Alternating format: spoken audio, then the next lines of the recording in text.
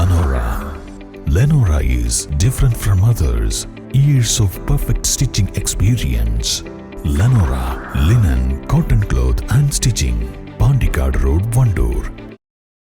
ചാലിയാർ പഞ്ചായത്തിലെ 3-ാം ബ്ലോക്കിൽ പട്ടാപ്പകൽ പുലികൾ ഇറങ്ങി ആടിനെ കടിച്ചു കൊന്നു. ആടുകൾക്കൊപ്പമുണ്ടായിരുന്ന യുവാവ് ഓടി രക്ഷപ്പെട്ടു. പൗവത്ത് അനു പ്രീത ദമ്പതികളുടെ മകൻ അമലാണ് പുലികൾക്ക് മുന്നിൽ നിന്നും ഓടി രക്ഷപ്പെട്ടത്. പുലികൾ ആടിനെ കടിച്ചു കൊല്ലുന്നത് കണ്ട് ഓടിക്കാൻ ശ്രമിച്ചെങ്കിലും ആടിനെ കടിച്ചു കൊല്ലുകയായിരുന്നുവെന്നും 2 പുലികൾ ഉണ്ടായിരുന്നതായും അമൽ പറഞ്ഞു.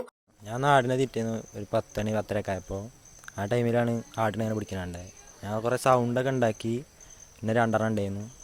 ഓടിച്ചിട്ടും പോയൊന്നുമില്ല. പിന്നെ അവിടെ നിന്ന് മാറി ആൾക്കാരെ വിളിച്ചു. അവിടെ കയറിപ്പോയി. പുള്ളി തന്നെ 2 ഉണ്ടായിരുന്നു. അങ്ങോട്ട് തന്നെ കയറിപ്പോയി കാട്ടിക്ക്. ഞാൻ കണ്ടിട്ടൊന്നുമില്ല.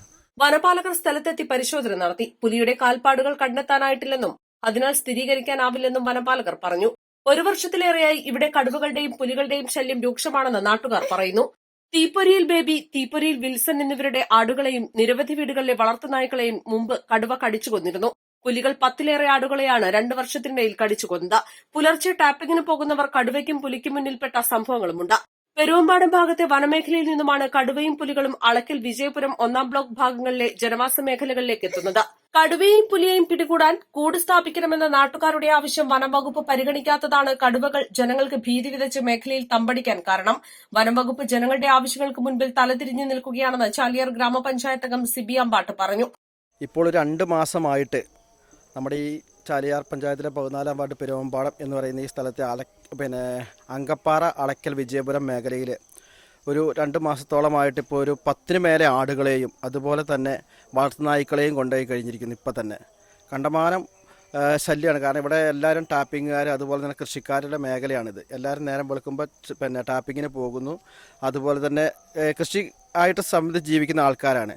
അപ്പം ഈ രാവിലെ പോകാനൊക്കെ എല്ലാവർക്കും ഭയങ്കര ഭയമായി തുടങ്ങി. ഇപ്പം തന്നെ ഇതിപ്പം ആദ്യം പട്ടികളെ പിടിച്ചു, ആടിനെ പിടിച്ചു. ഇത് കഴിഞ്ഞു കഴിഞ്ഞാൽ ചിലപ്പോൾ ഇനി വരുന്നത് മനുഷ്യനെ ആണെന്ന് പറയാതിരിക്കാൻ പറ്റത്തില്ല.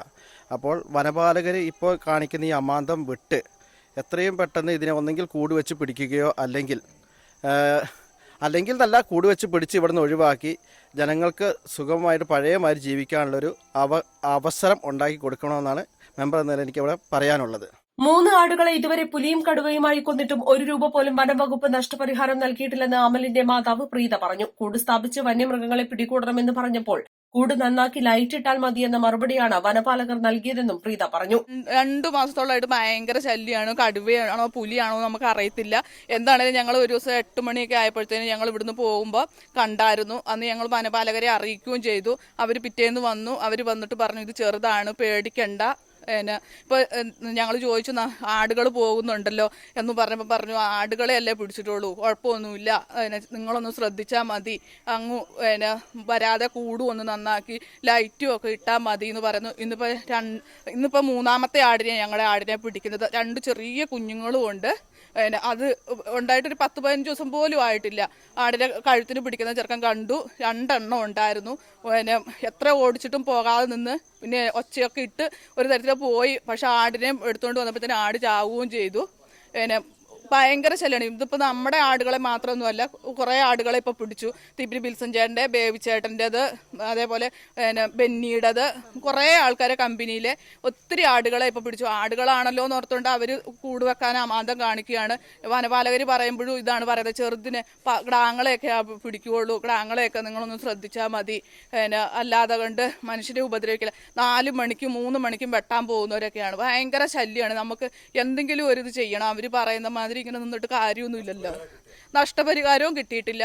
ആദ്യത്തെ ഒരു പ്രാവശ്യം നഷ്ടപരിഹാരത്തിന് കൊടുത്തു വെച്ചിട്ട് ഞങ്ങൾ ഡോക്ടറെ കൊണ്ടുവന്നു, അങ്ങനെ എല്ലാം കൊണ്ടുവന്ന് നഷ്ടപരിഹാരം തരാമെന്ന് പറഞ്ഞിട്ട് ഇതുവരെ അതിൻ്റെ ഒരു പൈസ പോലും തന്നിട്ടില്ല, അതിൻ്റെ ഒരു അഡ്രസ്സും തന്നില്ല.